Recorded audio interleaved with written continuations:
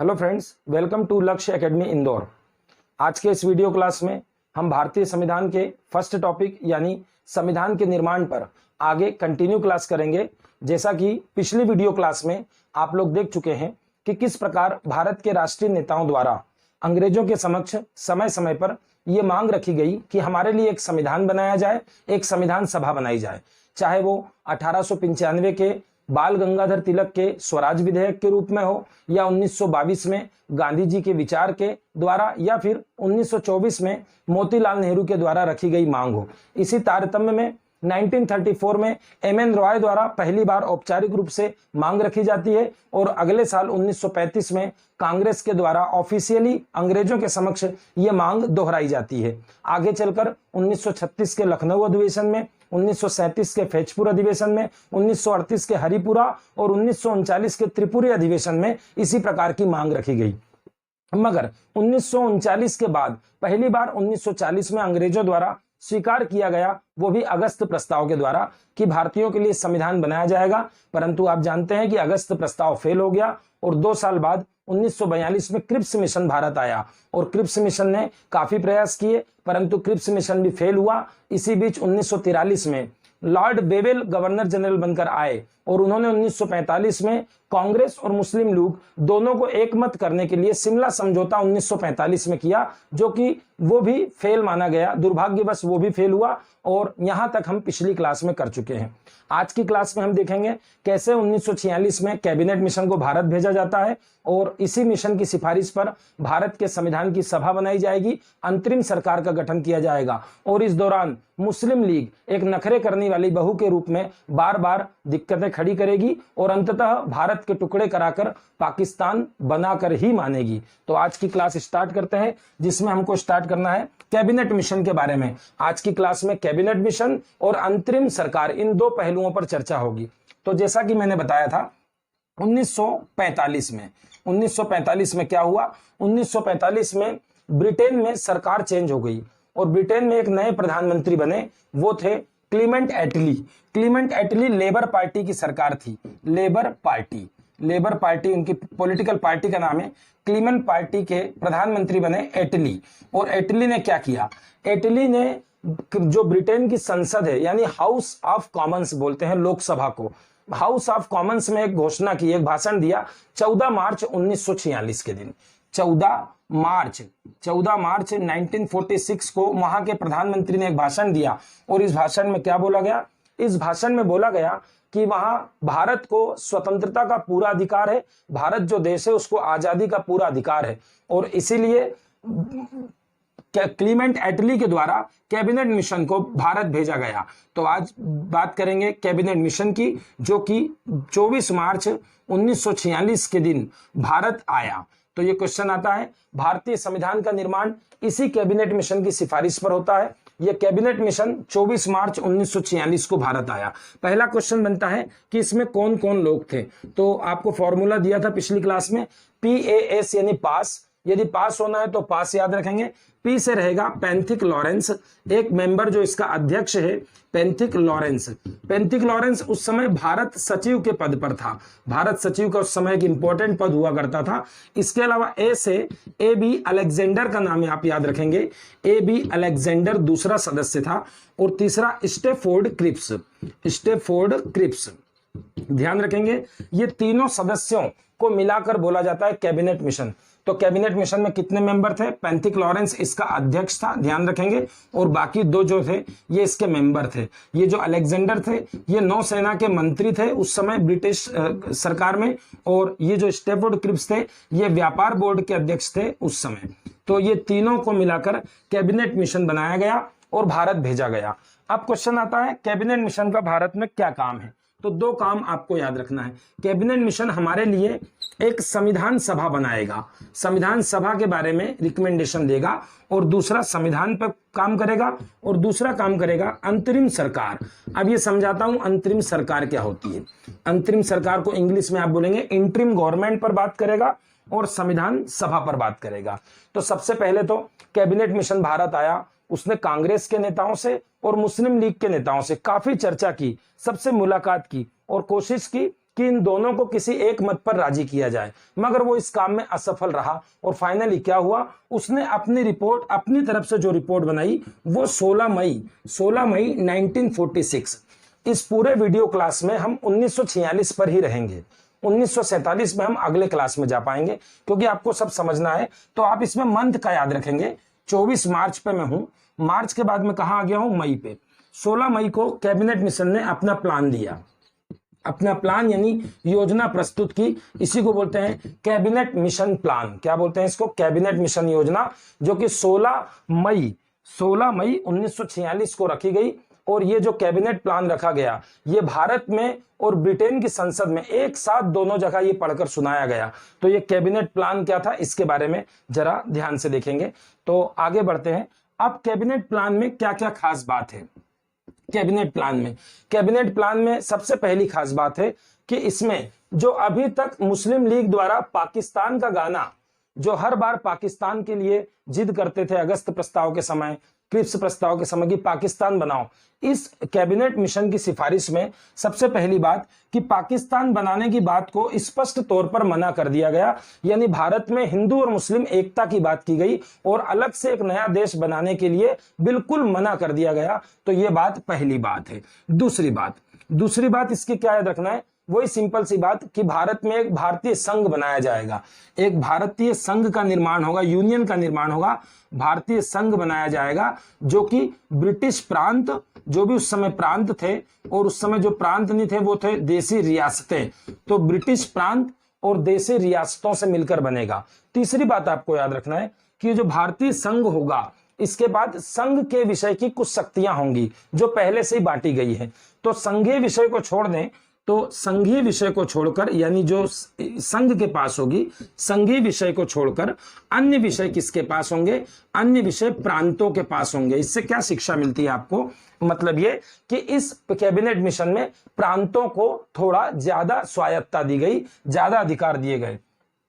अब ये cabinet mission की मुख्य सिफारिश कि पाकिस्तान की मांग को साफ साफ नामंजूर कर दिया गया। उसके बाद भारतीय संघ का एक निर्माण होगा और इस भारतीय संघ के पास कुछ संघीय यूनियन वाले कुछ सब्जेक्ट्स होंगे जो पहले से सब्जेक्ट्स बढ़ चुके हैं, और बाकी अन्य सभी सब्जेक्ट किसके पास होंगे, प्रांतों के पास होंगे। अब इसकी सिफारिशें एमपीपीएससी मेंस में लिखने को आता है कि कैबिनेट मिशन ने क्या क्या सिफारिशें की। तो पहला तो आपको याद हो गया, दूसरा याद हो गया, तीसरा, चौथे पे आपको बोलना है। अब संविधान की बात करेंगे। मुख्य रूप से याद रखना है क्यों आया है, मुख्य रूप से क्यों आया है। एक तो संविधान के निर्माण में आपकी हेल्प करेगा और एक इंटरिम गवर्नमेंट बनाएगा। अभी समझाते हैं क्या होता है। तो इन्होंने बताया कि भारत में एक संविधान सभा बनाई जाएगी। क्या बनाई जाएगी, संविधान सभा। अब ध्यान रखेंगे, अभी संविधान नहीं बन रहा है, अभी तो संविधान बनाने की सिर्फ सुगबुगाहट हुई है, अभी तो बहुत खींचातानी होगी। तो 1946 में क्या बोला इन्होंने बोला एक संविधान सभा बनाई जाएगी। अब कुछ लोग के मन में क्वेश्चन आता है सभा क्या है। सभा का मतलब देश में इस समय 50 करोड़ से ज्यादा आबादी है और किसी भी देश का संविधान जनता की इच्छा से बनना चाहिए, मगर 50 करोड़ लोग तो संविधान बनाने जाएंगे नहीं, तो क्या करेंगे, कुछ लोगों को चुनकर भेजेंगे। कैसे भी चुनकर भेजेंगे, प्रत्यक्ष या अप्रत्यक्ष। तो आप ये याद रखेंगे कि जो लोग संविधान बनाने जाएंगे, 300, अभी नंबर दूंगा 389, उन सभी को मिलाकर क्या कहा जाएगा, संविधान सभा। यानी हमारा संविधान किसने बनाया, हमारा संविधान एक संविधान सभा ने बनाया। और ये संविधान सभा कैबिनेट मिशन के अनुसार ये 389 मेंबर्स इसमें होंगे। ये सब कैबिनेट मिशन की सिफारिशें हैं, 1 2 3 4, 389 मेंबर से मिलकर एक संविधान सभा बनेगी। अब हमारा अगला क्वेश्चन कि ये मेंबर्स कहां से आएंगे, तो उन्होंने हमको स्पष्ट बता दिया। कैसे बताया कि 296 याद रखेंगे, 296 और 93 ये आएंगे देशी रियासतों से।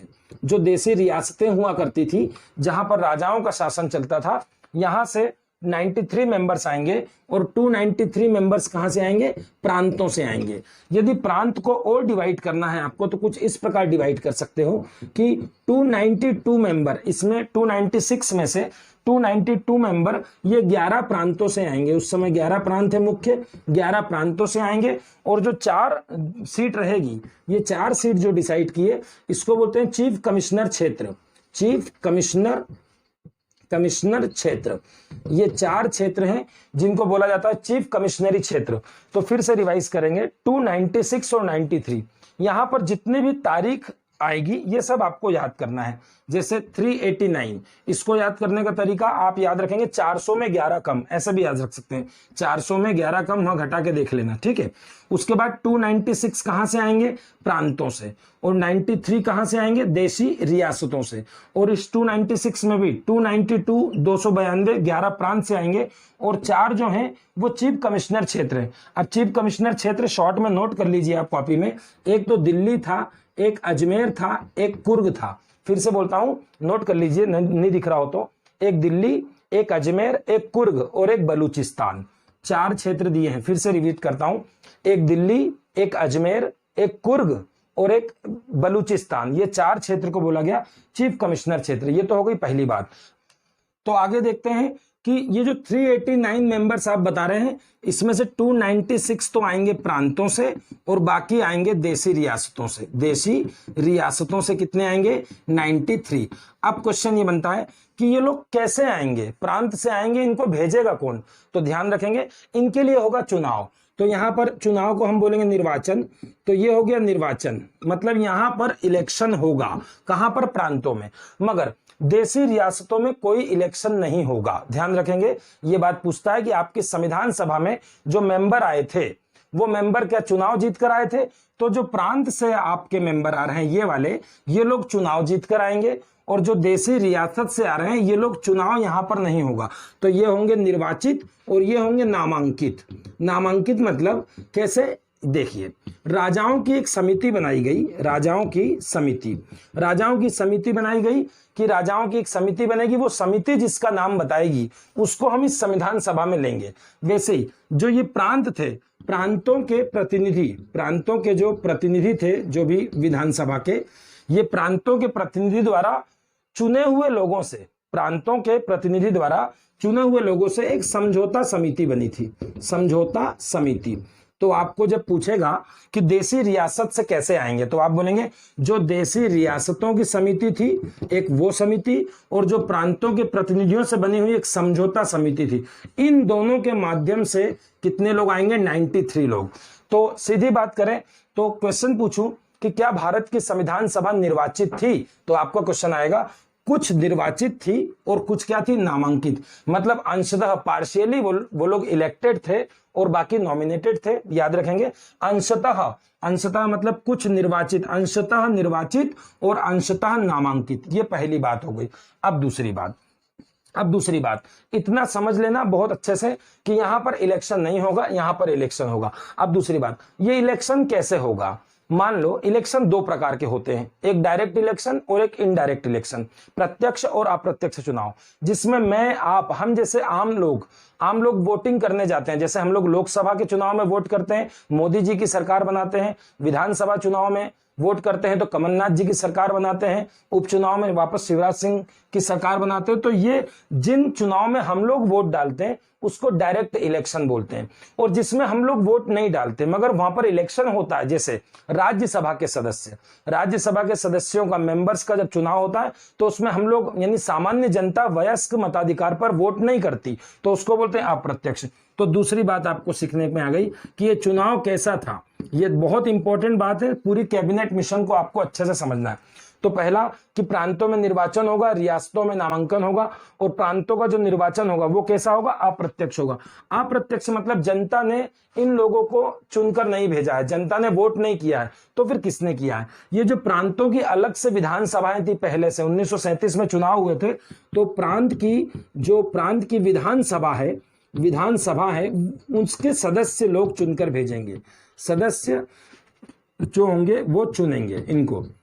जैसे राज्यसभा का चुनाव होता है, अपने एमपी से 11 सीटें, राज्यसभा में 11 सांसद हैं, तो हम लोग इनको वोट नहीं डालते, मगर एमपी में जो हमारे 230 विधायक हैं वो लोग वोटिंग करके राज्यसभा में पार्टिसिपेट करते हैं और राज्यसभा का चुनाव होता है, मतलब इनडायरेक्ट होता है। तो ये दूसरी बात हो गई। तीसरी बात, ये जो कैबिनेट मिशन ने ये 296 और 93 ये जो प्रांत में और रियासत में बांटा है, इसमें भी प्रांत की बात करूं तो पंजाब प्रांत है, सिंध प्रांत है, उड़ीसा है, संयुक्त प्रांत है, बंगाल प्रांत है, इनको सीटों का डिवाइड यानी अलॉटमेंट ऑफ सीट्स यानी सीटों का बंटवारा कैबिनेट मिशन ने किस बेस पर किया था? एरिया के बेस पे किया था, पॉपुलेशन के? तो यहां पर क्वेश्चन आते हैं, सारे क्वेश्चन आते हैं, ये जनसंख्या के आधार पर था। तो पूछेगा कि संविधान सभा में जो प्रांतों की सीटें डिसाइड थी और देशी रियासतों की, चाहे प्रांत हो या रियासत, इनकी सीटें, तो लिख देता हूं सीटों का आवंटन। आवंटन अच्छा शब्द है जिसका मतलब होता है अलॉटमेंट, सामान्य शब्द होता है बंटवारा, बांटना किसी चीज को, ठीक है।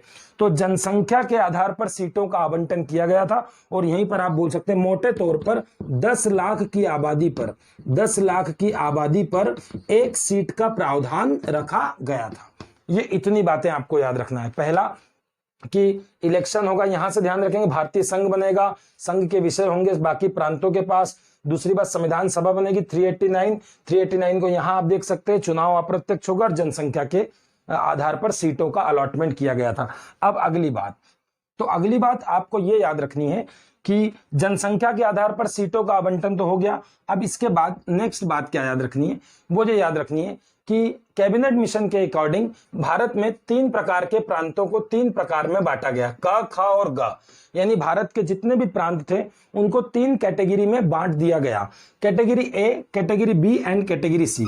अब ए में क्या रखा गया?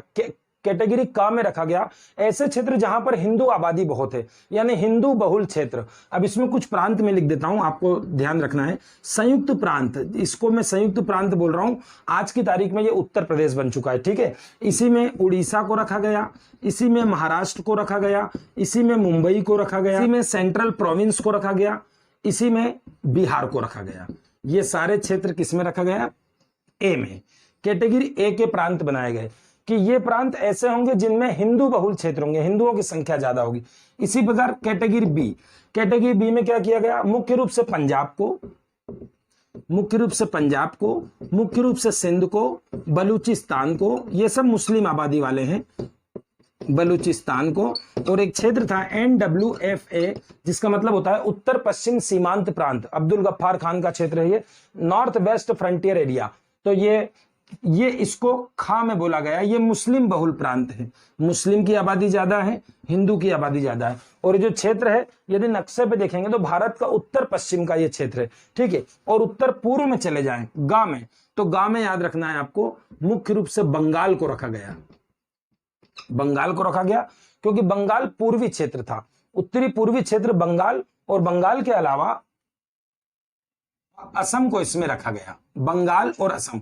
आप बोल सकते हैं नॉर्थ वेस्ट का मुस्लिम बहुल क्षेत्र है और इसको बोल सकते हैं नॉर्थ ईस्ट का, उत्तर पूर्व का, नक्शे पे देखेंगे तो उत्तर पूर्व का मुस्लिम बहुल क्षेत्र, उत्तर पश्चिम का मुस्लिम बहुल क्षेत्र और हिंदू बहुल क्षेत्र।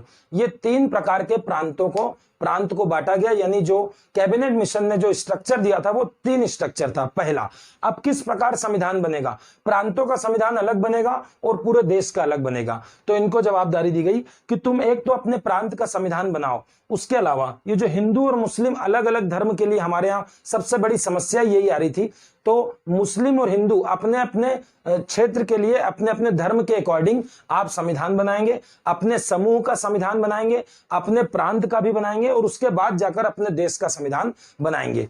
तो ध्यान रखना, पूछता है क्या प्रांतों के लिए अलग से संविधान की बात की गई थी कैबिनेट मिशन में? बिल्कुल हाँ, प्रांतों के लिए अलग से संविधान की बात की गई थी। इसके अलावा आपको और क्या बातें याद रखनी है? ये 3 प्रांत बैठ गए। इसके अलावा एक हैदराबाद है, हैदराबाद, ये ध्यान रखेंगे, हैदराबाद की रियासत हमारी संविधान सभा में शामिल नहीं हुई थी। अब ये तो हो गई सिंपल सी बात कि कैबिनेट मिशन ने ये सारी सिफारिश दे दी। क्या क्या सिफारिश दे दी आपने देख लिया, चुनाव होगा, नामांकन होगा, मगर क्या इन सिफारिशों को मुस्लिम लीग मानेगी, क्या कांग्रेस मानेगी? तो आपको याद रखना है कि अंततः ये कांग्रेस और मुस्लिम लीग दोनों ने इसको स्वीकार किया। ये आप कहां पर हैं? आप हैं मई के महीने में, मतलब 16 मई को कैबिनेट मिशन का जो प्लान था वो प्रेजेंट हुआ। अब मैं जा रहा हूं जून पे। अब जून में 6 तारीख को मुस्लिम लीग ने इसको मान लिया और 25 तारीख को कांग्रेस भी इससे सहमत हुई।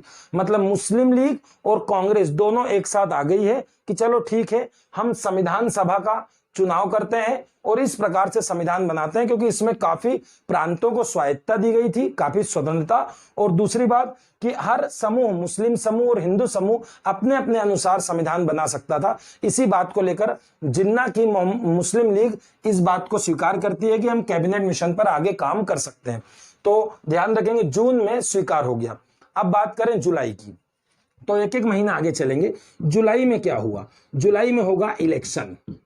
इलेक्शन होगा, बहुत इंपॉर्टेंट इलेक्शन है। काय का इलेक्शन होगा आपको मालूम है? संविधान सभा में जो 296 मैंने आपको बताया प्रांतों से जाएंगे, उनका चुनाव होगा।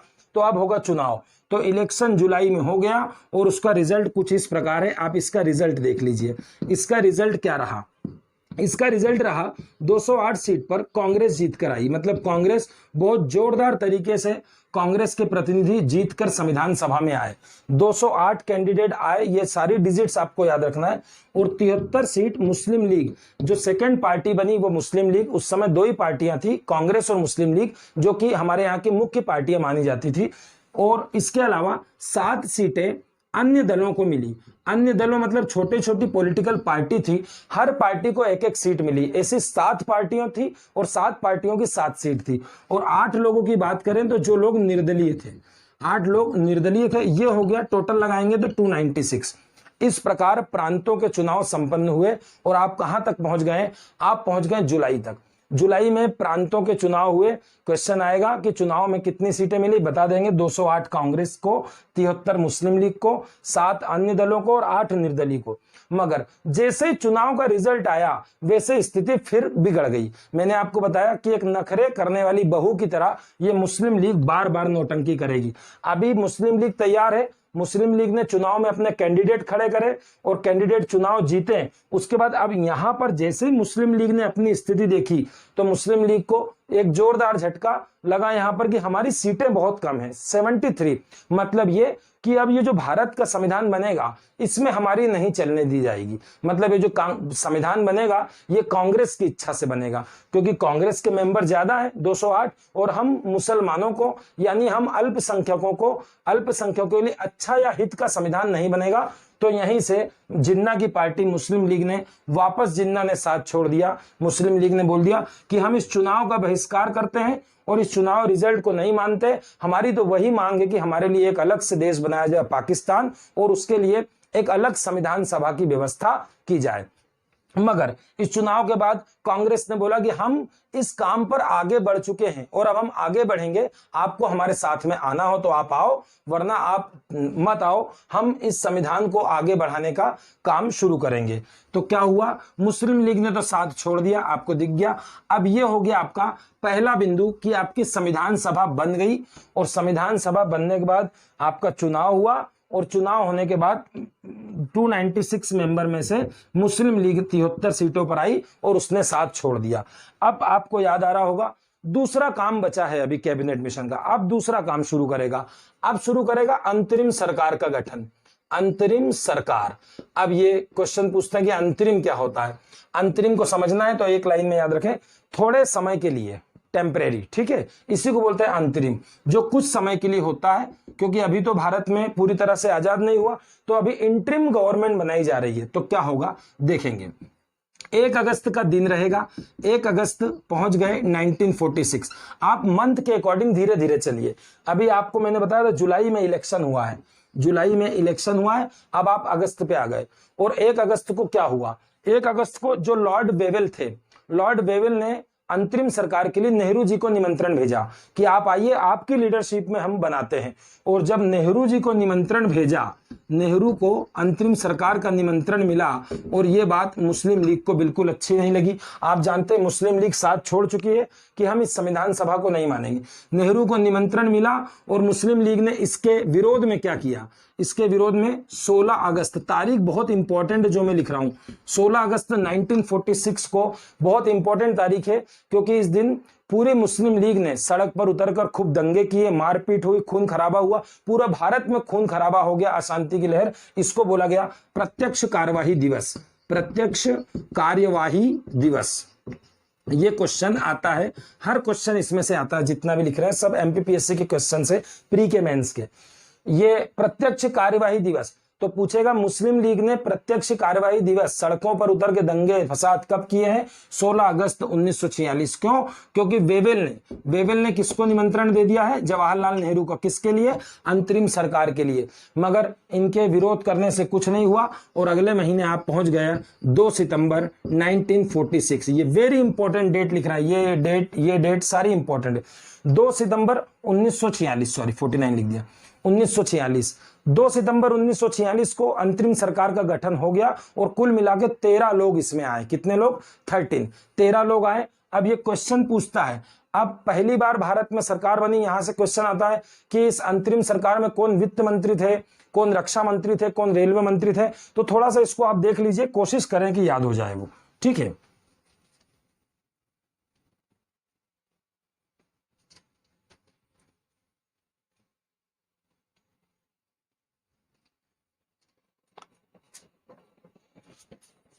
तो 2 सितंबर याद करेंगे 1946 अंतरिम सरकार का गठन हुआ। अंतरिम सरकार, इंटरिम गवर्नमेंट बोलेंगे, अंतरिम सरकार का गठन हो गया। अब इस गठन में पूछ लेता है कि अध्यक्ष कौन थे। तो अध्यक्ष आपको याद रखना वही है जो गवर्नर जनरल है। अध्यक्ष इसके लॉर्ड वेवेल ही थे, मगर अध्यक्ष के बाद हमारे भारतीयों में पहला पद था उपाध्यक्ष। तो पूछेगा उपाध्यक्ष कौन थे इस समय अंतरिम सरकार के?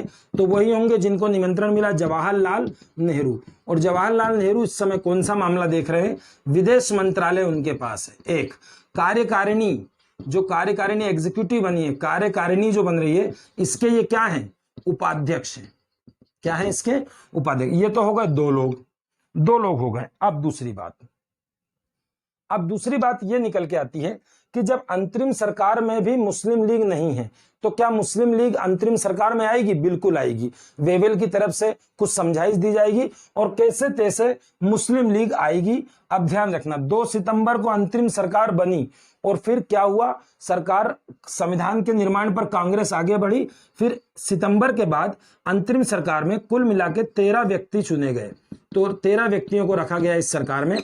मगर जब मोहम्मद अली जिन्ना को, मुस्लिम लीग को बनाया गया कि आप अंतरिम सरकार में हमारे साथ आइए, तो किस शर्त पर माने? कि इनमें से जो 3 व्यक्ति हैं उनको बाहर किया गया। 3 व्यक्तियों को बाहर किया गया, बचे कितने? 10। और 10 के बाद ये बोला गया कि 5 व्यक्ति हम आपकी तरफ से ले लेते हैं और 5 मंत्री मुस्लिम लीग से लिए गए, जैसे लियाकत अली को लिया गया, अब्दुल निस्तार को लिया गया। तो याद रखेंगे 10 गए और 5 किसके आए? मुस्लिम लीग के आए। मुस्लिम लीग के 5 व्यक्ति आए और इसमें लियाकत अली जैसे इंपॉर्टेंट व्यक्ति को एक इंपॉर्टेंट मंत्रालय यानी वित्त मंत्रालय सौंपा गया, फाइनेंस मिनिस्टर बनाया गया। तो याद रखेंगे ये कितने हो गए? कुल मिला के हो गए 15। 3 लोग बाहर जाएंगे, 5 लोग मुस्लिम लीग के लेंगे, तब जाकर मुस्लिम लीग आएगी। क्वेश्चन आ सकता है कि 2 सितंबर को बन गई, मगर मुस्लिम लीग पहली बार इसमें शामिल कब हुई? तो मुस्लिम लीग कब आई है, कब मानी है? ये मानी है 26 अक्टूबर 1946 को। आप मंथ के अनुसार चलते जाएंगे। जुलाई में चुनाव हुआ था, अगस्त में क्या हुआ था? प्रत्यक्ष कार्यवाही दिवस हुई थी, निमंत्रण मिला था, सितंबर में सरकार बन गई थी, मगर अक्टूबर में बाद में आई थी मुस्लिम लीग। मगर मुस्लिम लीग के आने का उद्देश्य ये नहीं था कि वो पूरी तरह मान गई कि हिंदुस्तान पाकिस्तान ना बने, एक ही देश रहे। उसका उद्देश्य था कि हम यदि बाहर रहेंगे तो जितनी जनता की वाई ये सब कांग्रेस को मिल रही है, कांग्रेस को जनाधार मिल रहा है, जनता पसंद कर रही है कि कांग्रेस काम करने पे आगे बढ़ती है और ये मुस्लिम लीग बार बार नौटंकी या नाटक खड़े करती है।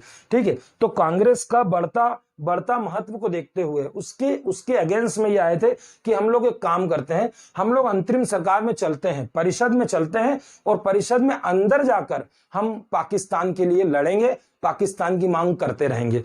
तो ये एक प्रकार से औपचारिक रूप से आई थी, मगर इसका उद्देश्य इसमें शामिल नहीं। और कुछ ही दिन बाद अगले महीने फिर मैंने आपको क्या बताया कि ये नखरे करने वाली बहू है, ये अभी अक्टूबर में आ गई है, फिर नवंबर में फिर इनको कोई प्रॉब्लम हो जाएगी। ठीक है, दिसंबर में। तो आगे चलते हैं। अब क्वेश्चन एग्जाम में आते हैं यहां से निकल के कि ये 15 लोगों में इंपॉर्टेंट लोग हैं, तो इनको आप 2-4 लोगों का मैं नाम लिख देता हूं, कोशिश करें आप कि इसको अभी याद कर लें आप। ठीक है, तो सबसे पहले आप क्या किन किन को देख चुके हो? देखो मैं लिख देता हूं पहले। आप वेवेल को देख चुके हो, अध्यक्ष है। जवाहरलाल नेहरू को देख चुके हो। ठीक है, 3 को वापस करके 5 मुस्लिम लीग के कैंडिडेट लिए, ये 15। अब इसमें खास बताता हूं। अब पहले तो मुस्लिम लीग वाले 5 व्यक्ति को याद रख लो। क्यों याद रख रहे हैं? क्योंकि ये आपको मालूम है कि भारत का विभाजन होगा और पाकिस्तान बनेगा, ये मुस्लिम लीग मानेगी नहीं, पाकिस्तान बनवाएगी। तो इसलिए ये 5 जो हैं अभी रहेंगे, फिर ये बेचारे अपने देश में चले जाएंगे जब हमारे देश का विभाजन हो जाएगा। तो इसीलिए इनको याद रख लो, ठीक है। तो एक है लियाकत अली, ये पाकिस्तान के पहले प्रधानमंत्री बनाए गए थे। इनको दिया वित्त मंत्रालय, देख लो कितना इंपॉर्टेंट मंत्रालय दिया है। पूछता है कि अंतरिम सरकार में वित्त मंत्री कौन थे? लियाकत अली। एक है अब्दुल नस्तार, इनको दिया संचार का मतलब होता है टेलीफोन, कम्युनिकेशन के लिए जो भी। एक इनमें आपको याद रखना पड़ता है चुंदरी, अभी याद करेंगे, अभी पहले देख लीजिए चुंदरीगढ़ को कौन सा मंत्रालय मिला था? इनको वाणिज्य मंत्रालय, वाणिज्य मतलब कॉमर्स वाला, बिजनेस वाला मंत्रालय इनको दिया गया था। इसके अलावा एक व्यक्ति इसमें थे जोगेंद्र नाथ मंडल,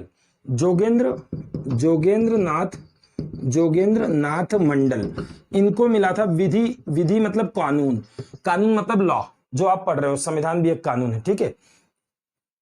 एक थे गजानफर अली, ये 5 व्यक्ति ऐसे थे, इनको गजानफर को हेल्थ का डिपार्टमेंट मिला था, यानी स्वास्थ्य मिला था, स्वास्थ्य यानी हेल्थ। अब ये देखिए 5 व्यक्तियों को शामिल किया हमने अंतरिम सरकार में, तब जाकर मुस्लिम लीग मानी। और ये 5 व्यक्ति वही हैं जो मुस्लिम लीग से आए हैं। कौन सी पार्टी से आए हैं? मुस्लिम लीग से। बाकी सब कांग्रेस के थे, तो ध्यान रखना है। अब कांग्रेस के 1-2 बचे हुए नाम इंपॉर्टेंट होते हैं, मैं लिखता हूं। देखो सरदार वल्लभ भाई पटेल। अब पटेल को क्यों नहीं याद रखेंगे? क्योंकि पटेल की मुख्य भूमिका रहेगी, आगे चल के पाकिस्तान बनेगा, सारी रियासतों को मिलाने में, हमारे देश को अखंड भारत के बाद जब टूटा उसको वापस से मिलाने में, वापस से अखंड करने में सरदार पटेल का नाम आता है। इसीलिए इनको दिया जाएगा गृह मंत्रालय। क्यों? क्योंकि रियासतों का काम इन्हीं के हाथ में रहेगा। तो होम मिनिस्टर कौन थे? सरदार पटेल। एक और नाम आपको याद रखना है, रेलवे का डिपार्टमेंट, रेलवे। ये सारे क्वेश्चन आते हैं, अभी मैं स्टार लगा दूंगा जो भी आज तक एग्जाम में क्वेश्चन आए इसमें से। रेलवे में अरुणा आसफ अली, ये भी याद रखेंगे, आसफ अली, ये याद रखेंगे। एक याद रखेंगे जॉन मथाई, इनको इंडस्ट्रियल डिपार्टमेंट मिला था। जॉन मथाई को उद्योग विभाग मिला था, इंडस्ट्रियल उद्योग विभाग, इंडस्ट्री मिला था। एक याद रखेंगे आपको सीए भाभा नाम से आपको पकड़ में आ जाएगा। इनको दिया गया था पोर्ट यानी बंदरगाह या माइंस, खदान की बात करें, खान और बंदरगाह, ये याद रखेंगे। 1 2 3 4 5 6 7 8 9 हो गए। 9 के बाद नेहरू जी 10 और वेवेल 11। अब इसमें कौन कौन बचते हैं? इसमें जो बचते हैं वो इधर लिख देते हैं अपने। एक ये हैं बलदेव सिंह,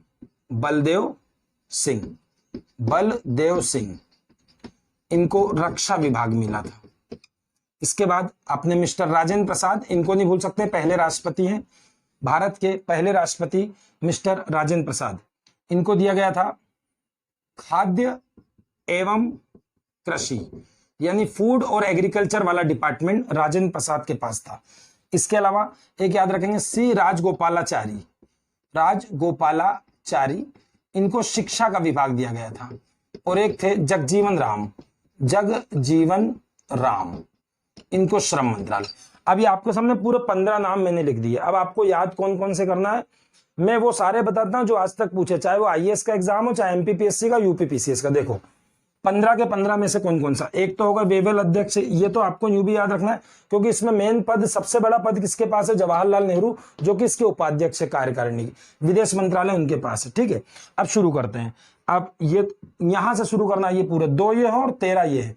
अब इसमें जो मुस्लिम लीग से आए थे वो लियाकत अली का नाम याद रखना, ये स्टार लगाता हूं क्योंकि इनको वित्त मंत्रालय मिला था, ठीक है। हालांकि मुस्लिम लीग के 4 नाम और भी याद रखेंगे तो अच्छी बात है। क्यों? क्योंकि ये आने वाले समय में ये अंतरिम सरकार फिर से जब पाकिस्तान बन जाएगा तो ये अंतरिम सरकार वापस से गठित होगी, पुनर्गठित होगी, तो ये लोग चले जाएंगे, इनकी जगह दूसरे लोग आएंगे, ठीक है। तो इसको कैसे याद रखेंगे? अब्दुल नस्तार, अब्दुल नस्तार का नाम पढ़ेंगे तो आखिरी में तार मिल जाएगा। तार, तार यानी संचार, डाक तार, या फिर आप बोलते हैं बेतार का तार, रेडियो, ठीक है ना। तो तार से आपको क्या मिल गया? संचार। तो ये 2 याद हो गए आपको, आराम से याद करें, 2 आपको याद हो गए। तीसरा, ये गजान फर अली जो नाम दिख रहा है, गजान यहां पर गज से लगा लीजिए, गज यानी हाथी, ठीक है। हाथी यानी हेल्थ की बात कर रहा है, काफी हेल्थ होती है हाथी की, काफी मोटा ताजा होता है। तो ये जहां पर गज शब्द आ जाएगा आप हाथी से कोरिलेट करके बोल देंगे हेल्थ वाला। 3 हो गए। इसके बाद सरदार पटेल आपको याद है क्योंकि सारी रियासतों को यही मिलाएंगे, ये स्टार लगाता हूं, इनको तो यूं भी ऐसा भी याद रखना क्योंकि होम मिनिस्ट्री इनके पास रहेगी, तभी ये रियासतों को मिला पाएंगे, ठीक है। इसके बाद रेलवे, अब रेलवे कैसे याद रखेंगे? ये अरुणा शब्द जब भी आ जाए तो आप अंदाज लगा सकते हैं कि आपको अरुणाचल प्रदेश जाना है और आप मध्य प्रदेश के हैं, अरुणाचल प्रदेश बहुत दूर है, ठीक है। तो अरुणाचल प्रदेश, जब भी अरुणा आ जाए तो अरुणाचल प्रदेश जाना है और वो रेल से ही जाना पड़ेगा आपको, ठीक है ना, बाइक से आप जा नहीं पाएंगे, ठीक है। तो ये रेल मंत्रालय किसके पास था? अरुणा आसफ अली के पास। सरदार पटेल के पास होम मिनिस्ट्री। गज से हेल्थ याद आएगी, गज से हाथी याद आएगा। तार में आपको दिख गया, तार यानी संचार, कम्युनिकेशन, फोन, टेलीफोन, इनकी बात कर रहे हैं, ठीक है। और लियाकत अली को तो सबसे ज्यादा इंपॉर्टेंट मिला था, इसको याद रखना है। अब आप बात करते हैं इंपॉर्टेंट, एक ये आईएएस में पूछा हुआ क्वेश्चन है कि आपके राष्ट्रपति थे राजेंद्र प्रसाद, इनके पास कौन सा था? तो एग्रीकल्चर और फूड का डिपार्टमेंट मिस्टर राजेंद्र प्रसाद के पास। और कैसे याद रखेंगे? देखिए इनका नाम क्या है? बलदेव। बलदेव मतलब इनके पास बल है, बल का मतलब शक्ति है, तो जिसके पास शक्ति होगी वही तो रक्षा करेगा, ठीक है ना। तो बलदेव यानी जिनके पास पावर, बल यानी पावर, जिनके पास शक्ति है वो रक्षा करेंगे। इसके बाद आपको ध्यान रखना है कि ये जो जीवन है आपका, ये जीवन में आपको राम का नाम लेना है और मेहनत करते चलना है। जीवन भर राम का नाम लेना है और मेहनत से आगे बढ़ना है। तो मेहनत मतलब श्रम, मजदूरी, ठीक है। तो श्रम डिपार्टमेंट किसके पास है? जीवन भर जिसने राम का नाम लिया, जीवन, जगजीवन राम। तो ये स्टार लगा दिया। राजेंद्र प्रसाद हमारे राष्ट्रपति हैं और राष्ट्रपति को फूड और एग्रीकल्चर दिया जाएगा, सबसे इंपॉर्टेंट खाने पीने की वस्तुओं वाला। और बलदेव यानी बल है तो रक्षा करेंगे। लियाकत को वित्त दिया है, जिस अब नस्तार के पीछे तार है यानी संचार है। और इसके बाद जोगेंद्र नाथ मंडल, मंडल, अब ये मंडल, आयोग, कमीशन, ये सब आप काय में पढ़ रहे हैं? एमपीपीएससी में आखिरी यूनिट है जिसमें कई सारे मंडल आयोग दिए हैं, कई कमीशन, तो ये सब कानून है, ठीक है ना। तो विधि, विधि का मतलब होता है कानून। जब विधि की बात करो तो ऐसे शब्द आते हैं, मंडल, आयोग, परिषद, ये सब चीजें विधि को दर्शाती है, ठीक है। ऐसा याद करने के लिए हम कोड बना रहे हैं इसका, ये इतने इंपॉर्टेंट आप याद कर लीजिए। फिर से रिपीट कर लीजिए एक बार कि रेलवे जब भी याद करना होगा रेलवे तो अरुणाचल प्रदेश जाएंगे, अरुणा से अरुणा आसफ अली। होम मिनिस्ट्री पटेल के पास रहेगी इसीलिए रियासत मिलाएंगे। लियाकत अली को सबसे इंपॉर्टेंट पद देंगे, वित्त मंत्रालय। बलदेव में बल है तो रक्षा करेंगे। राजेंद्र प्रसाद हमारे राष्ट्रपति, खाने पीने का पूरा हमारा ध्यान रखेंगे। उसके बाद जो जीवन में राम कहेगा और मेहनत करेगा वो है जगजीवन राम। अब बचे सी राजगोपालाचारी, इनको भी याद कर लो। राजगोपालाचारी, गोपालाचारी यानी आचारी, आचारी लगा पीछे, तो आचार्य यानी आचार्य, आचार्य मतलब शिक्षा देंगे, ठीक है ना, ये शिक्षा देंगे, टीचर है मेरी तरह राजगोपालाचारी, ठीक है। तो एजुकेशन देंगे, तो आचार्य से जोड़ लेंगे, आचार्य मतलब शिक्षा देंगे। राष्ट्रपति हमको खाने पीने की व्यवस्था करेंगे, जिनके पास बल है वो रक्षा करेंगे। लियाकत को वित्त मंत्रालय, तार के पास संचार है। उसके बाद मंडल में विधि को याद रखेंगे, हाथी का शब्द गज आ जाए तो हेल्थ को याद रखेंगे, पटेल होम और अरुणाचल के लिए रेलवे। ये हो गया आपका अंतरिम सरकार, जो कि आपका 1 नंबर कभी भी छोटे या बड़े एग्जाम में दिलाएगी। मेनली आईएएस में और पीएससी में इनमें अंदर से क्वेश्चन आते हैं, कौन सा मंत्री किसके पास कौन सा विभाग था। अब ये बन गई अंतरिम सरकार। अब ये अंतरिम सरकार बन गई, मगर क्या आपको लगता है कि मुस्लिम लीग इसको चलने देगी आगे? बिल्कुल नहीं चलने देगी। आगे चल के फिर मुस्लिम लीग को फिर नखरे आएंगे बहू को, और बहू फिर नाटक करेगी, मगर कैसे, इसको आगे देखते हैं, ठीक है। तो ये अंतरिम सरकार बन गई। अब इसमें 1-2 बातें आपको जो परेशान करती हैं वो क्या है? जो अभी अभी आपने देखा संविधान सभा बनी थी, उस संविधान सभा से कुछ क्वेश्चन डायरेक्ट आते हैं। जैसे इस संविधान सभा में कुल कितनी महिलाएं आई थी? तो आपको बोलना है 15 महिला आई थी। कितनी महिलाएं आई थी? 15। अब कुछ महिलाओं के नाम में 4-5 के दे रहा हूं जो कि इंपॉर्टेंट बहुत है, तो इसको अभी याद करें। पहले सरोजनी नायडू, सरोजनी नायडू जिसको क्या बोलते हैं? भारत की कोकिला, याद रखेंगे। सरोजनी नायडू, सरोजनी नायडू के बारे में क्या विशेष बात है बताएं? भारत की पहली महिला राज्यपाल, जो कि उत्तर प्रदेश की राज्यपाल बनाई गई थी, पहली महिला गवर्नर थी, एक तो याद रखेंगे। दूसरा सुचेता कृपलानी, सुचेता कृपलानी, अब इनको भी नहीं भूल सकते, क्यों? क्योंकि भारत की पहली महिला सीएम है, राज्यपाल भी आ गई, सीएम भी आ गई। तीसरी अमृता कौर, राजकुमारी अमृता कौर, इनको भी नहीं भूल सकते, क्यों? क्योंकि भारत की पहली केंद्रीय मंत्री यही है, महिला केंद्रीय मंत्री, केंद्रीय मंत्री। आगे चल के इनको अभी विभाग देंगे, ठीक है। इसके बाद एक महिला का नाम याद रखना है, वेरी इंपॉर्टेंट, विजय लक्ष्मी पंडित, विजय लक्ष्मी पंडित, इनके बारे में आपने सुना होगा। यूएनओ में हमारी प्रतिनिधि रही है, बहुत नाम इन्होंने कमाया है, यूएनओ में रिप्रेजेंटेशन किया है भारत को। और एक आप याद रख सकते हैं, हंसा मेहता, हंसा मेहता। एक आप याद रखते हैं, कौन सा? दुर्गाबाई देशमुख, दुर्गाबाई देशमुख। ये दुर्गाबाई देशमुख, हंसा मेहता भले याद नहीं करना, इन चारों को तो याद रखना है। और यूं भी याद रखते हैं, पहली महिला राज्यपाल सरोजनी नायडू, पहली महिला मुख्यमंत्री सुचेता कृपलानी, वो भी उत्तर प्रदेश राज्य की, ये भी उत्तर प्रदेश राज्य की, ठीक है। पहली महिला केंद्रीय मंत्री कौन थी? राजकुमारी अमृता कौर। और यूनेस्को में प्रतिनिधि कौन बनी है? विजया लक्ष्मी पंडित। ये 15 महिलाएं। इसके अलावा क्या पूछता है? इसके अलावा पूछता है एससी के कितने मेंबर आए थे? तो आप बोलेंगे 26 मेंबर अनुसूचित जाति से आए थे। कहां? हम संविधान सभा की बात कर रहे हैं। उसके बाद 33 एसटी से आए थे। ये तीनों डिजिट भी आपके एग्जाम में आती है। 15 महिलाएं थी, अनुसूचित जाति के लोग 26 थे, और अनुसूचित जनजाति के कितने थे? 33। अब एक बात और इंपॉर्टेंट, यदि आपसे कोई पूछता है कि क्या संविधान सभा बहुदलीय थी?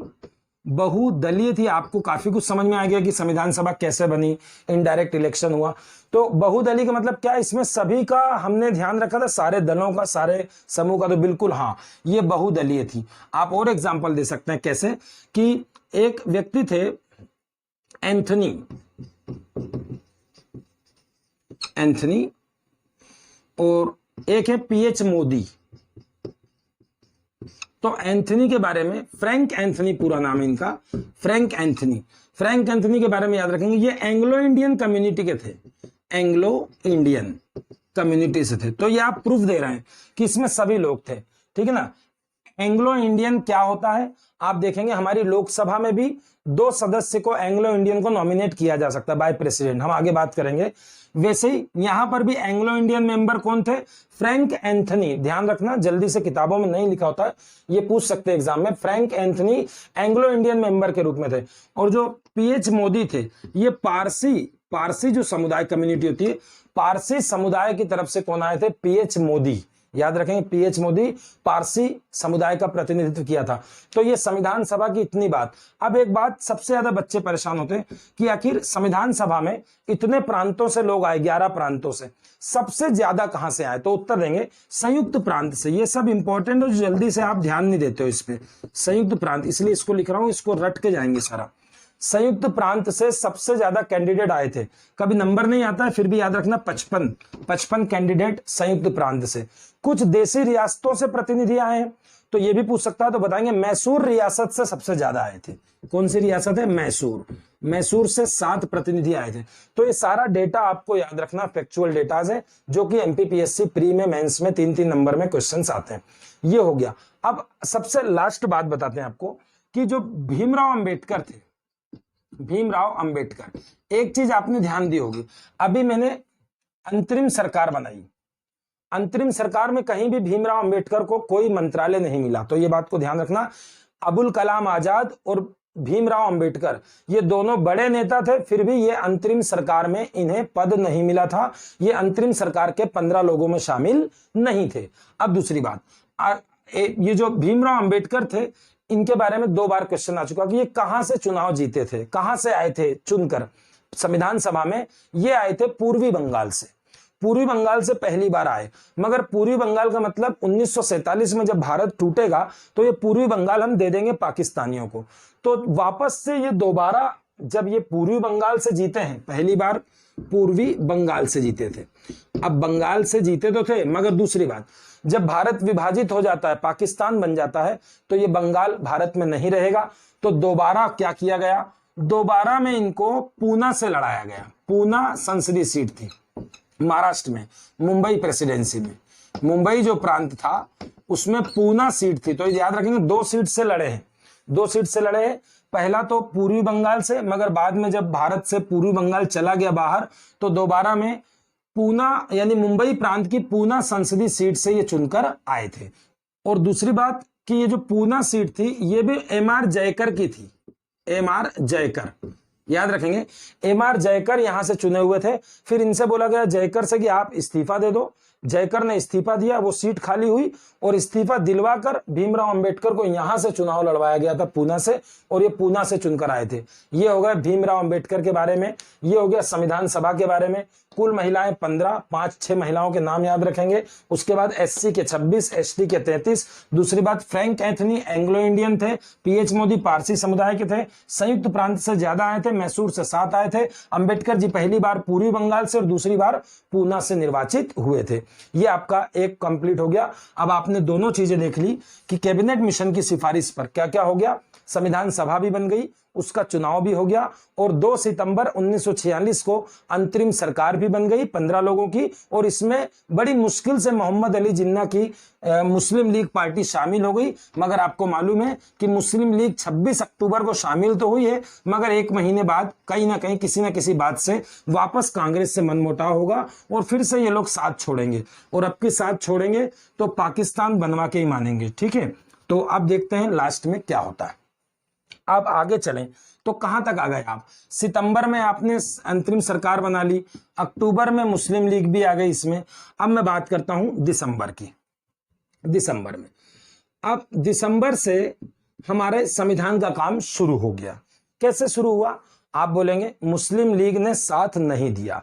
मुस्लिम लीग ने कैसे साथ नहीं दिया, अक्टूबर में मुस्लिम लीग सहमत हो गई थी कि हम अंतरिम सरकार में आ रहे हैं, और हमने ले भी लिया। मगर कुछ ही दिन में एक वाद विवाद हो गया। ठीक है, कैबिनेट मिशन के किसी पॉइंट को लेकर फिर से कांग्रेस में मुस्लिम लीग में वापस विवाद हो गया, और मुस्लिम लीग ने अंतिम सरकार को भी मानना बंद कर दिया और पूरी तरह से कांग्रेस का साथ छोड़ दिया।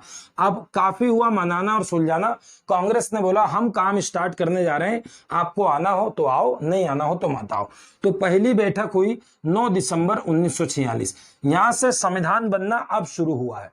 अब संविधान बनना शुरू हुआ है 9 दिसंबर से, और अभी भी शुरू नहीं हुआ, अभी केवल बैठक हुई है 2 दिन बाद। देखते चले, 9 दिसंबर, 2 दिन और जोड़ देंगे इसमें तो 11 दिसंबर आ जाएगा, फिर 2 दिन और जोड़ देंगे तो 13 दिसंबर आ जाएगी। तीनों तारीख को आप घोट के पी जाइए।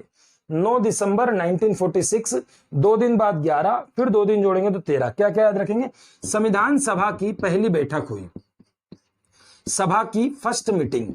पूछा जाता है पहली बैठक कहां हुई, पहली बात तो ये पहली बैठक हुई दिल्ली में। दिल्ली में जो हमारा कॉन्स्टिट्यूशन हॉल था, यही संविधान के लिए कॉन्स्टिट्यूशन हॉल में बैठक हुई, जो आज भी आज की संसद में केंद्रीय कक्ष कहलाता है। आज भी संसद में यह हॉल है, इस हॉल में बैठक हुई। अब याद क्या रखेंगे, ना तो इसमें मुस्लिम लीग का कोई बंदा आया, मुस्लिम लीग का कोई भी बंदा इसमें शामिल नहीं हुआ, और दूसरी बात देसी रियासत भी नहीं आई। अब आप बोलोगे सर ये क्यों नहीं आया, इनको क्या प्रॉब्लम है? इनको इसलिए प्रॉब्लम है कि इनका अभी तक भविष्य ही तय नहीं हुआ है कि ये क्या करेंगे, कैसा भारतीय संघ बनेगा, रियासतों के साथ क्या होगा। आगे चलकर माउंटबेटन योजना आएगी, उसके बाद से ये लोग आना ज्यादा शुरू होंगे। ठीक है, तो आपको याद रखना है पहली बैठक में मगर आया कौन होगा, केवल 208, वही जो लोग जीते थे कांग्रेस के 208 लोगों ने भाग लिया। ना तो मुस्लिम लीग आई थी और ना ही देसी रियासत ने इसमें भाग लिया। अब हुआ क्या, इसमें सबसे बुजुर्ग सदस्य थे डॉक्टर सच्चिदानंद सिन्हा। सच्चिदानंद सिन्हा को अध्यक्ष बनाया गया। क्या बनाया गया, अध्यक्ष। पूछता है संविधान सभा के पहले अध्यक्ष कौन थे, डॉक्टर सच्चिदानंद सिन्हा। मगर एक शब्द लिख देते हैं, ये अस्थायी तौर पर बनाए गए थे, मतलब परमानेंट नहीं थे। ठीक है, अगली मीटिंग में इनको कैंसिल कर देंगे, फिर राजेंद्र प्रसाद को बनाएंगे। दूसरा, इसी में H.C. मुखर्जी, ये भी याद रखेंगे, पूछ सकता है, हरीश चंद्र मुखर्जी इनका नाम है। H.C. मुखर्जी को उपाध्यक्ष बनाया गया, उपाध्यक्ष। तो ये हो गई आपकी फर्स्ट मीटिंग। फर्स्ट मीटिंग 9 दिसंबर, क्या क्या याद रखें, 9 दिसंबर पहली बैठक दिल्ली में हुई, ठीक है। और मुस्लिम लीग नहीं आया, देसी रियासत नहीं आई, 208 बंदे आए, सच्चिदानंद सिन्हा को अध्यक्ष बनाया गया और H.C. मुखर्जी को क्या बनाया गया, उपाध्यक्ष बनाया गया। अब बात करते हैं दूसरी मीटिंग। दूसरी मीटिंग 11 दिसंबर को हुई। इसकी दो बातें आपको याद रखना है। Mister Rajendra Prasad, very important fact, mister Rajendra Prasad को स्थायी अध्यक्ष बना दिया गया। क्या बना दिया गया बेटा, स्थायी अध्यक्ष। मतलब जो ये अस्थायी अध्यक्ष है, इनकी जगह संविधान सभा के अध्यक्ष कौन होंगे, राजेंद्र प्रसाद। अब ये स्थायी का मतलब जब तक भारत का संविधान अब बन नहीं जाता तब तक यही अध्यक्ष रहेंगे, और जिस दिन संविधान भी बन जाएगा उसके बाद इन्हीं को भारत का प्रथम राष्ट्रपति पद पर अपॉइंट किया जाएगा, नियुक्त किया जाएगा। दूसरी बात, एक है वी.एन. राव, वी.एन. राव, इनके बारे में आ सकता है क्वेश्चन। इनको संवैधानिक सलाहकार, एक पोस्ट है, संवैधानिक सलाहकार, एडवाइजर। वो सबसे ज्यादा क्वेश्चन पूछा था कि भारतीय संविधान सभा में संवैधानिक सलाहकार कौन थे, तो आप बोलेंगे वी.एन. राव। ये हो गई 9 दिसंबर कंप्लीट, ये हो गई 11 दिसंबर कंप्लीट, और फाइनली 13 दिसंबर को क्या हुआ, 13 दिसंबर को ऑब्जेक्ट प्रपोजल पेश हुआ, यानी उद्देश्य प्रस्ताव। और बस उद्देश्य प्रस्ताव पेश होते से ही आप बोल सकते हैं कि हमारा संविधान बनना शुरू हो गया। चाहे मुस्लिम लीग आए चाहे नहीं आए, हमारे संविधान की शुरुआत कब से मानी जाती है, 13 अगस्त। तो याद रखेंगे उद्देश्य प्रस्ताव, उद्देश्य प्रस्ताव सबसे ज्यादा क्वेश्चन आएगा, किसने प्रस्तुत किया, Jawaharlal Nehru. Very important fact, हमारे संविधान में 13 दिसंबर 1946 को उद्देश्य प्रस्ताव यानी ऑब्जेक्ट प्रपोजल प्रेजेंट किया गया जवाहरलाल नेहरू द्वारा। और इसी में एक तारीख और जोड़ लीजिए, अगले महीने की 22 तारीख यानी 22 जनवरी 1947 को यह पास कर दिया गया, सभी के द्वारा पारित कर दिया गया। और जैसे ये पारित हुआ, संविधान का काम शुरू हो गया। यानी कभी क्वेश्चन आता है संविधान निर्माण का वास्तविक कार्य कब से शुरू माना जाता है, तो 13 दिसंबर उद्देश्य प्रस्ताव रखने के साथ ही संविधान के कार्यवाही की शुरुआत मानी जाती है। और 22 जनवरी 1947 को सबकी सहमति से उद्देश्य प्रस्ताव पास किया गया। कुछ बच्चे कंफ्यूज होते हैं ये क्या है उद्देश्य प्रस्ताव, तो बेटा आगे चल के क्वेश्चन आएगा प्रस्तावना या प्रियम्बल या फिर उद्देशिका। उद्देशिका एक पैराग्राफ है, हम भारत के लोग भारत को एक संपूर्ण प्रभुत्व संपन्न समाजवाद, पंथ निरपेक्ष, लोकतंत्रात्मक गणराज्य, ऐसा एक पैराग्राफ है, उस समय सिखाऊंगा मैं। तो बस उसको पैराग्राफ में एक लैंग्वेज में उसको बांध दिया गया, उसी को टुकड़े में यदि हम पढ़ें तो उसी के कुछ पॉइंट्स यहां पर आते हैं उद्देश्य प्रस्ताव में। मतलब ये कि जो उद्देशिका थी, उद्देशिका की शुरुआत कहां से होती है, उद्देशिका यही थी, मगर यहां पर क्या लिखा था, यहां पर लैंग्वेज में लिखा था। कैसे, कुछ उद्देश्य बनाए गए, आखिर हम संविधान बना रहे हैं तो हमारा उद्देश्य क्या है, तो बता दिया गया हमारा उद्देश्य पहला भारत को संप्रभु बनाना है, दूसरा भारत को लोकतंत्र बनाना है, गणराज्य बनाना है, भारत में सामाजिक, आर्थिक और राजनीतिक न्याय, 3 प्रकार के न्याय। अब ये 3 न्याय उद्देशिका में भी दिए गए हैं, 4-5 प्रकार की स्वतंत्रता दी गई है, 2 प्रकार की समता। मतलब वही उद्देशिका जो थी उसी का मूल रूप क्या कहलाता है, उद्देश्य प्रस्ताव कहलाता है। तो याद रखेंगे ये 13 दिसंबर को उद्देश्य प्रस्ताव शुरू हुआ और कई सारी कमेटीज बनाई गई। जो भी कमेटीज बनाई गई, अलग अलग काम सबको डिवाइड किया गया। उन सभी कमेटी में एक ही इंपॉर्टेंट कमेटी थी, जोरदार कमेटी, आपको याद रखना है, भीमराव अंबेडकर की प्रारूप समिति, इसको इंग्लिश में याद रखेंगे ड्राफ्टिंग कमेटी। तो यहां तक हमने आज बात की, ड्राफ्टिंग कमेटी बनेगी। मगर आपको मालूम है मुस्लिम लीग जो कि एक भी मीटिंग में शामिल नहीं, इसमें भी शामिल नहीं हुई, इसमें भी नहीं हुई, इसमें भी नहीं हुई, और इन तीनों मीटिंग में जब मुस्लिम लीग नहीं आई तो ये बात अंग्रेजों को भी समझ में आ गई कि मुस्लिम लीग के लिए अलग से पाकिस्तान बनाना पड़ेगा। और इसी बीच क्या होगा, अगले साल, अब आप दिसंबर पे तो आ ही गए हैं, अगले साल फरवरी में जो अंग्रेजी प्रधानमंत्री हैं हमारे क्लीमेंट इटली साहब हमारी आजादी की तारीख ही डिसाइड कर देंगे। और वो 15 अगस्त नहीं होगी, वो 30 जून होगी कि 30 जून 1948, 47 में भी आजाद नहीं करेंगे। वो उनका कहना है कि 30 जून 1948 को अब भारत आजाद होगा और जाओ इनकी आजादी की तैयारी करो और आजादी के लिए जो भी सत्ता हस्तांतरण करेंगे, इसके लिए आप काम करो। और इसके लिए जोरदार ब्रिलियंट माइंड के व्यक्ति मिस्टर माउंटबेटन को वायसराय बनाकर भेजेंगे। मगर माउंटबेटन के आने के बाद स्थिति कुछ और होगी, भारत का विभाजन होगा और एक देश के दो टुकड़े होंगे, हिंदुस्तान और पाकिस्तान। उसके बाद कहीं जाकर हमारा संविधान आगे बढ़ेगा और भारत को दुनिया का एक जोरदार अनोखा संविधान मिलेगा। मगर उसके लिए संविधान बनाने के लिए आपको कम से कम एक क्लास और करना पड़ेगी। आज की क्लास में यहां पर ब्रेक लगा है कि 13 दिसंबर 1946 को उद्देश्य प्रस्ताव प्रस्तुत किया और संविधान बनाना शुरू हो गया। बाकी आगे चल के देखते हैं कैसे माउंटबेटन आएंगे, भारत का विभाजन कैसे होगा। काफी दंगे होंगे उस समय, विभाजन के समय रेडक्लिफ रेखा वगैरह बनाई जाएगी। 1947 का भारत स्वतंत्रता अधिनियम पारित होगा, उसी के आधार पर हम आजाद होंगे। हमको पूरी तरह आजादी मिलेगी 15 अगस्त को और हमारा संविधान 26 नवंबर 1949 के दिन बनकर पूरी तरह तैयार होगा। तो आज की इस वीडियो क्लास में यहां तक काफी है। कहीं भी किसी भी बात को समझने में समस्या हो तो कमेंट में आप बता सकते हैं, मैं सुधार करूंगा और आपकी समस्या का समाधान करने की कोशिश करूंगा। आज की क्लास में इतना काफी है। जय हिंद दोस्तों, जय हिंद, जय भारत।